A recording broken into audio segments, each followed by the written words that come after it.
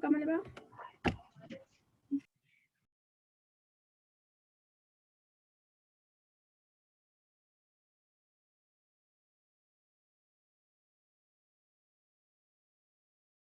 Página 26 de nuestro módulo.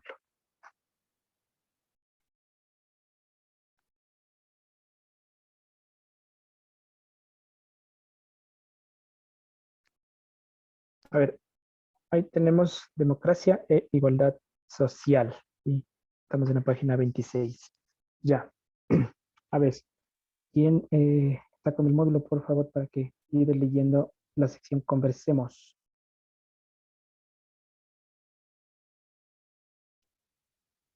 Yo hice.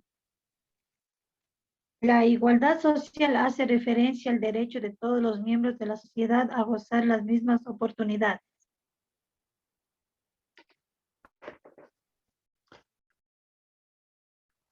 A ver. Si me escuchan, no les logro escuchar muy bien, chicos.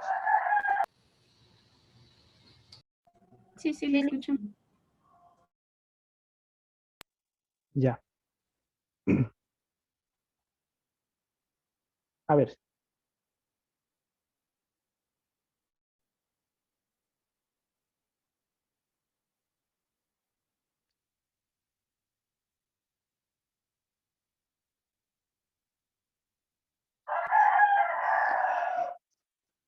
A ver. Ok, tenemos que avanzar un tema más. Estamos en página 30. En página 30 nos toca. Democracia y movilidad social. Sí.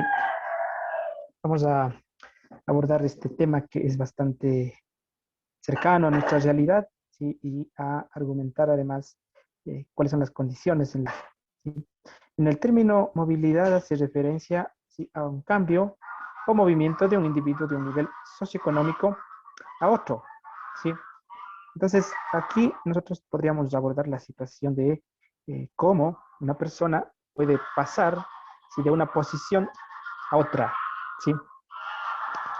Y esto directamente relacionado con el tema socio. ¿Qué creen ustedes? ¿Existe movilidad social en el Ecuador o no existe? ¿O es verdad, sí, esta frase que vamos a comentar aquí en el chat?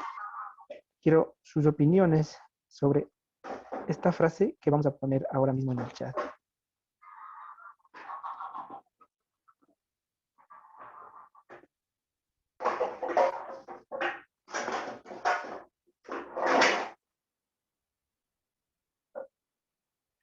A ver, comentarios sobre estas dos frases que acabamos de poner. ¿Ya? El pobre es pobre porque da.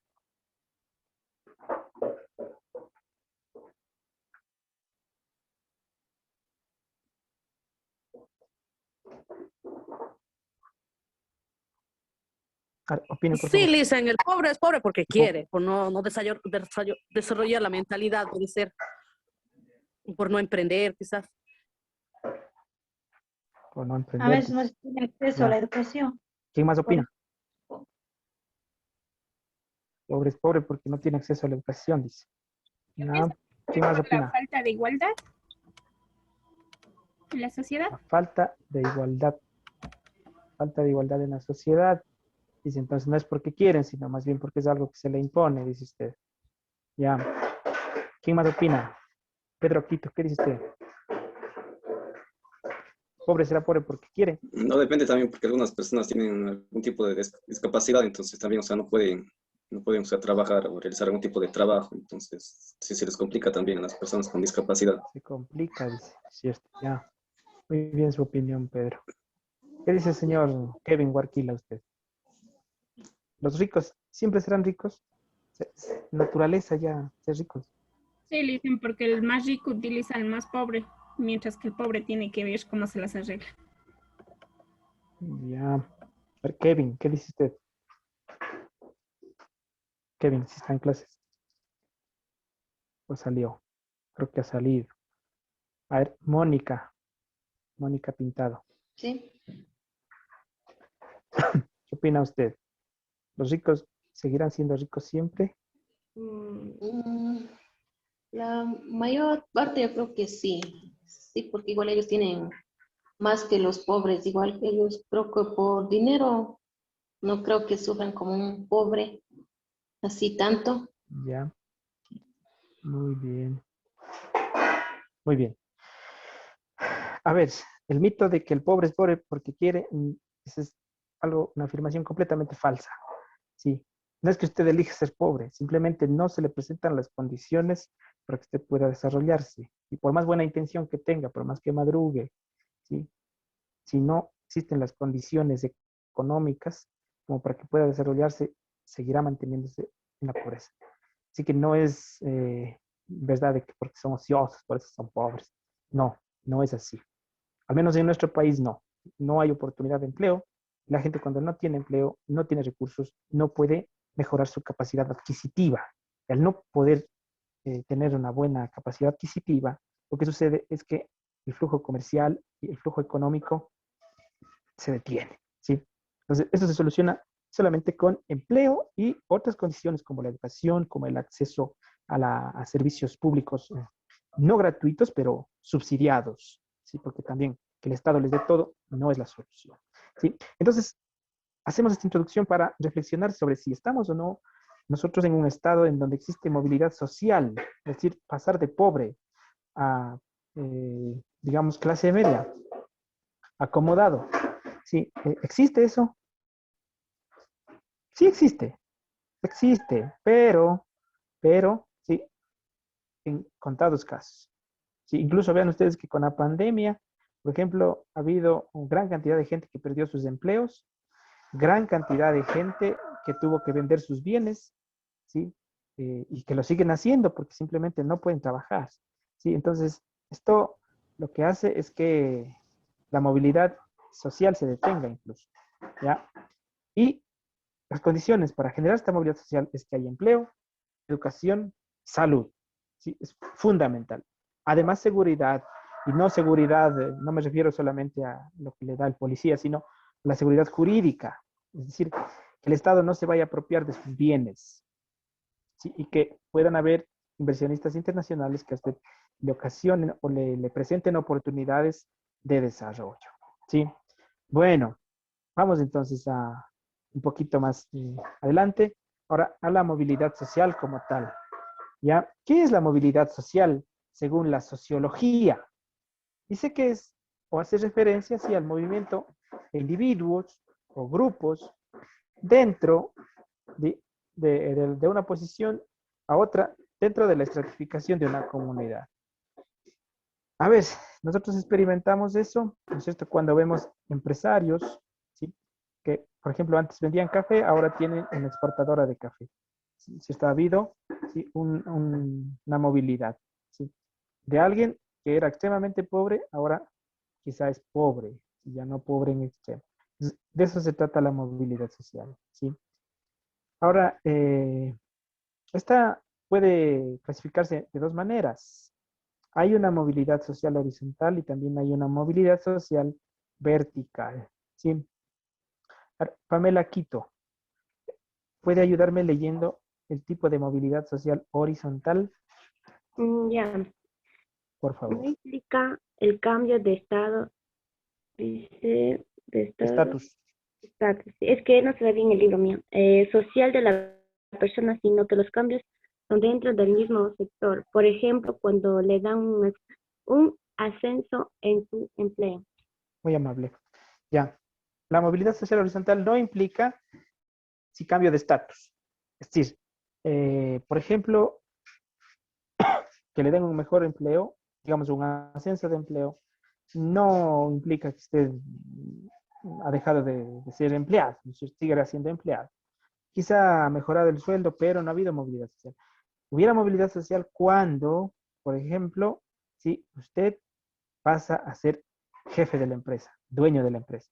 ¿Sí? Ahí sí ha habido una migración desde la posición social en la que se encontraba a ahora ser el patrono, el jefe, ¿cierto?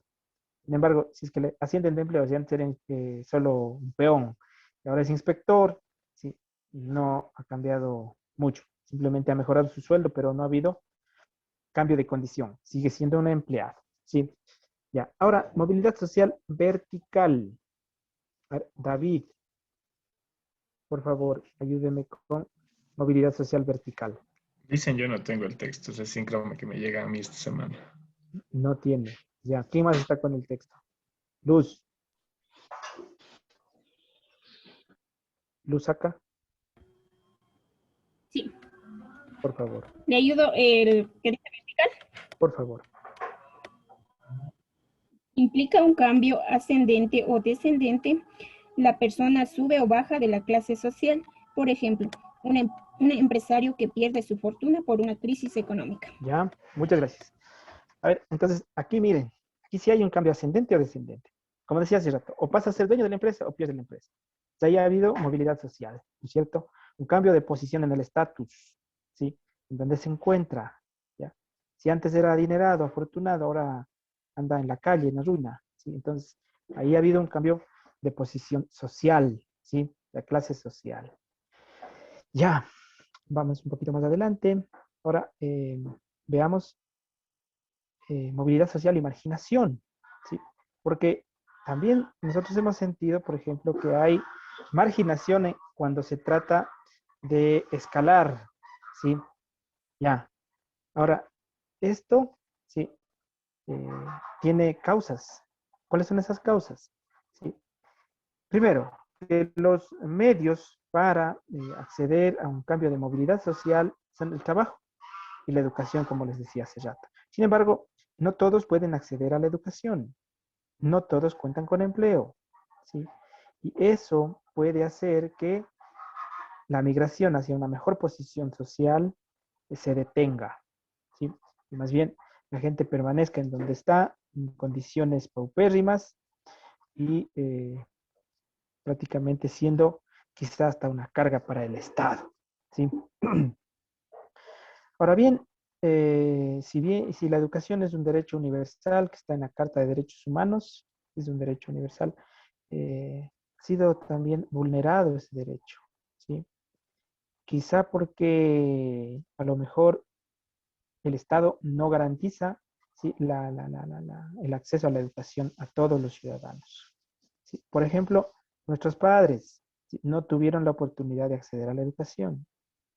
O, por ejemplo, ustedes mismos, ¿sí? Quizá por diferentes circunstancias de la vida tuvieron que dejar sus estudios y los han retomado ahora, ¿sí? Y vean ustedes que hay datos alarmantes, ¿sí? El mundo es cada vez más desigual, ¿sí?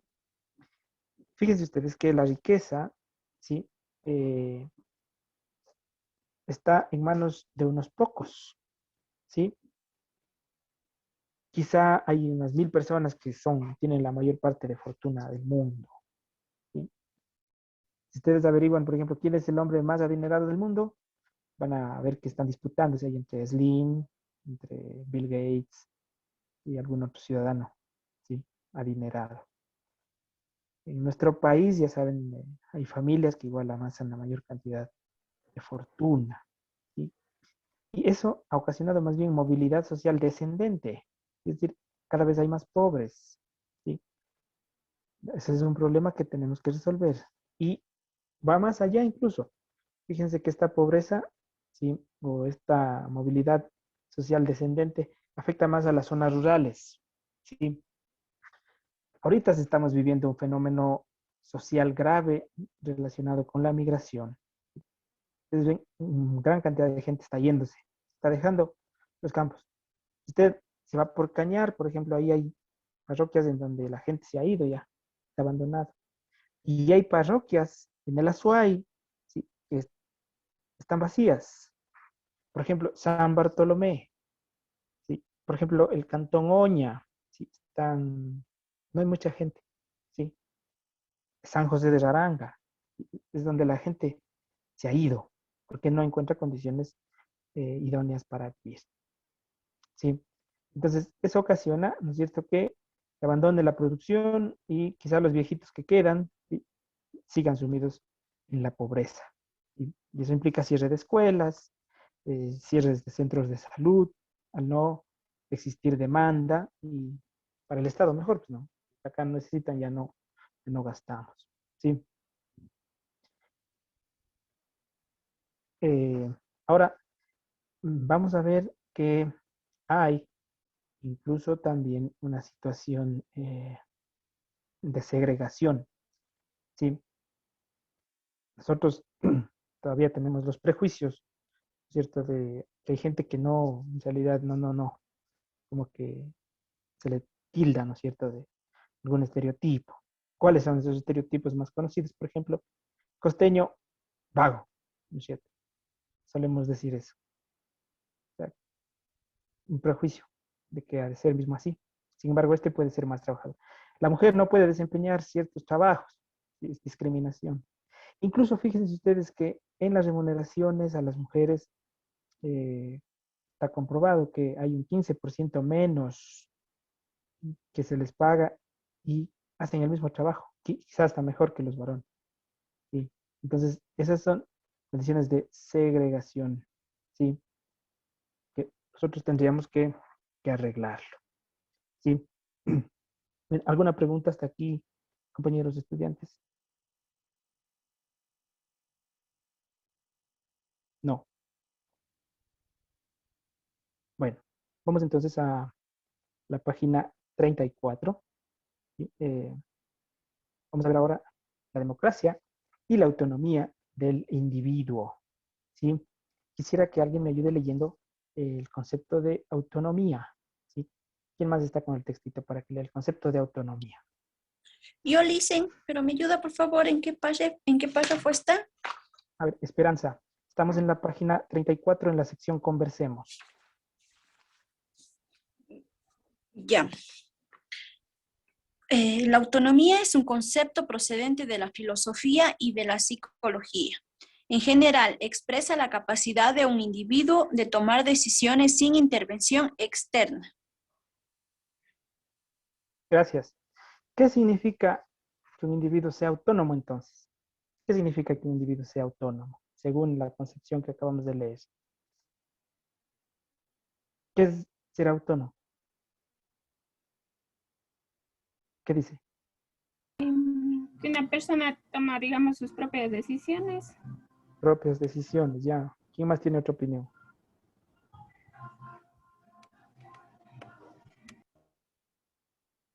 ¿Nadie más?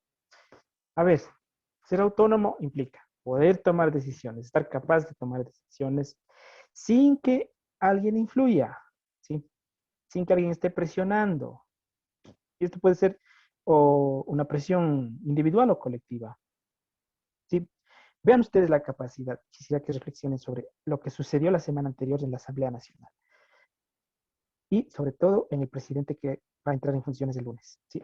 Se habla, ¿no es cierto?, de que había ya un acuerdo para elegir a las autoridades de la Asamblea. ¿Sí? Y él estaba como que presionado a decir a sus asambleístas, voten por este candidato. ¿Sí? No obstante, el señor decidió hacerse a un lado, ese pacto, autonomía, capacidad para decidir. ¿Sí? Dice, no, mis asambleístas no van a votar por ese candidato. ¿Sí? Entonces, esa es autonomía. Y fíjense la presión que hay, ¿cierto? La presión social de los medios, de los sujetos políticos incluso. ¿Sí? Hemos escuchado toda esta semana, ¿cierto? No va a tener gobernabilidad, se le cae el gobierno. Bueno, entonces eso, ¿sí?, implica autonomía, capacidad de decidir sin que estén influyendo, ¿sí?, otros.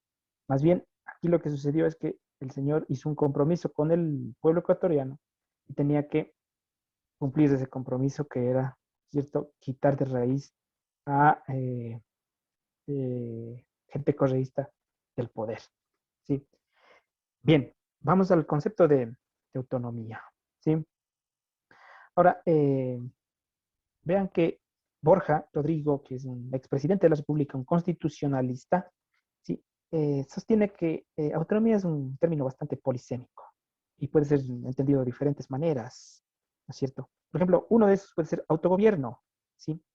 En términos políticos, esta autonomía se relaciona con la descentralización. Por eso ustedes han escuchado, ahora ya no se llama junta parroquial o municipio. ¿Cómo se llama?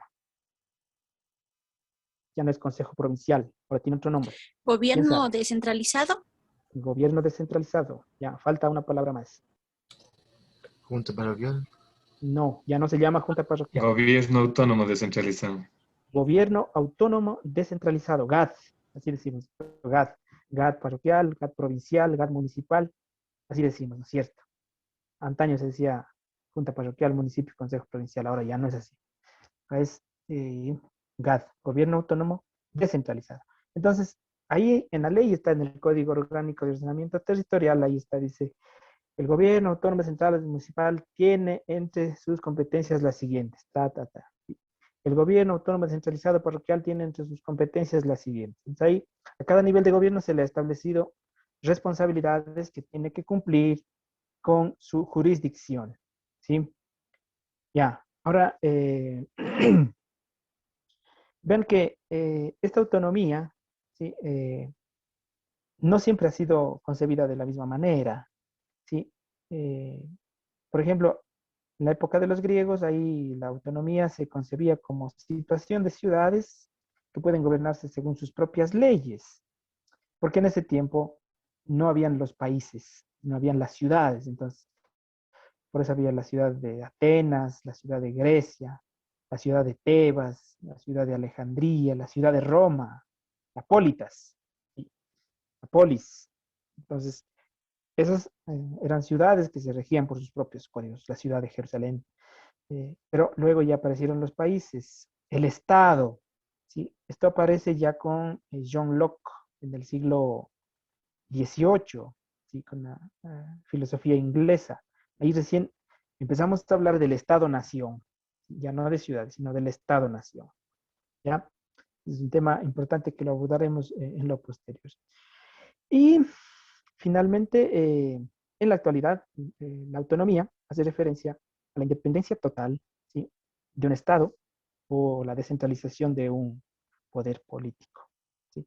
Por ejemplo, vean aquí en Ecuador, para que entiendan el concepto de autonomía, es que dice, el gobierno decide, nadie más va a traer vacunas al país que nosotros, el Ministerio de Salud, ¿no es cierto? Esa es autonomía del Estado. Y nadie, ningún otro país puede venir a inferir y decirle, ya señor gobierno, de paso para que compren. No, esa es decisión del gobierno, ¿sí? Entonces, esa es la autonomía que tiene el Estado, la independencia que tiene el Estado.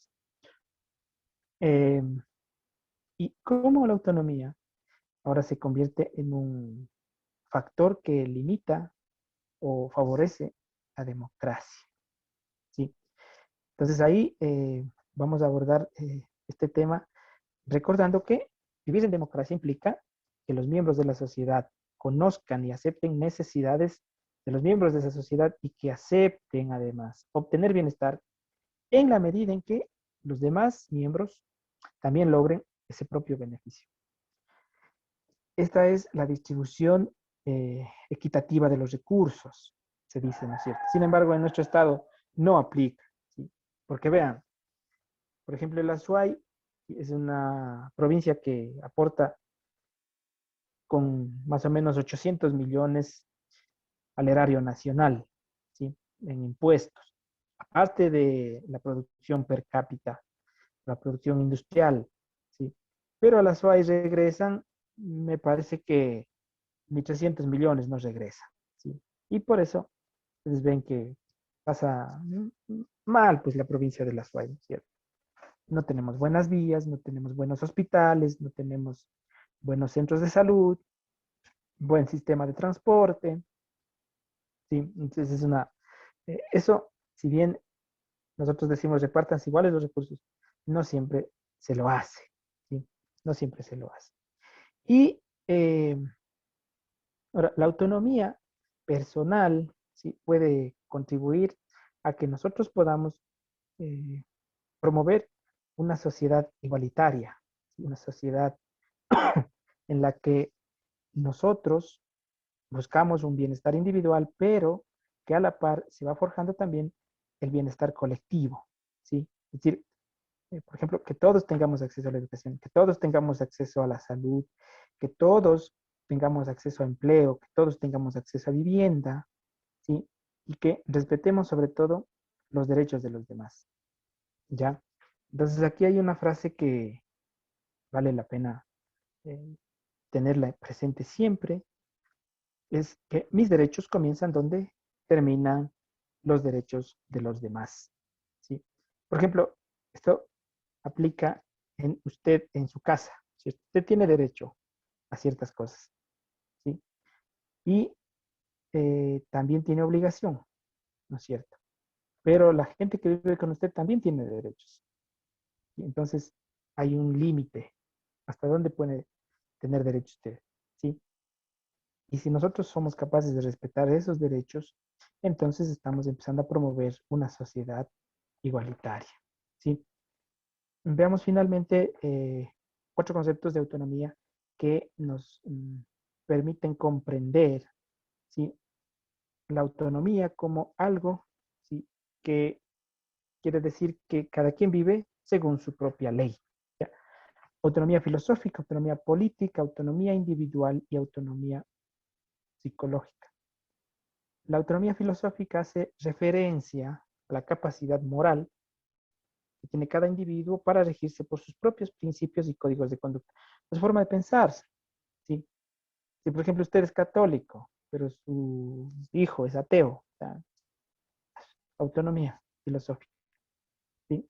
Si usted se porta bien, ¿sí?, y su hijo se pone rebelde, bueno, autonomía, ¿no?, para decidir. Sin embargo, ese mal comportamiento no debería alterar la tranquilidad de su hogar, por ejemplo. ¿Ya? Autonomía política, se refiere a la capacidad de una sociedad de regirse por sí misma. Nosotros, por ejemplo, estamos en un estado democrático, ¿cierto? España vive en un régimen monárquico. Canadá vive en un régimen monárquico. ¿Sí? Cuba vive en un régimen comunista. ¿Sí? China vive en un régimen socialista, cuando ellos digan que es comunismo. Autonomía individual, libertad de una persona para tomar decisiones, ya habíamos dicho. Y la autonomía psicológica es capacidad de una persona de desarrollarse siempre y cuando no afecte a las personas. Es decir, que el fin para su desarrollo no afecte, ¿sí?, a los demás. ¿Sí? Entonces, esos son los tipos de autonomía que están presentes en nuestro diario vivir. ¿Sí? A ver, ¿alguien tiene alguna pregunta? Caso contrario, terminaríamos ahí la clase. ¿No? No, Bueno, listo.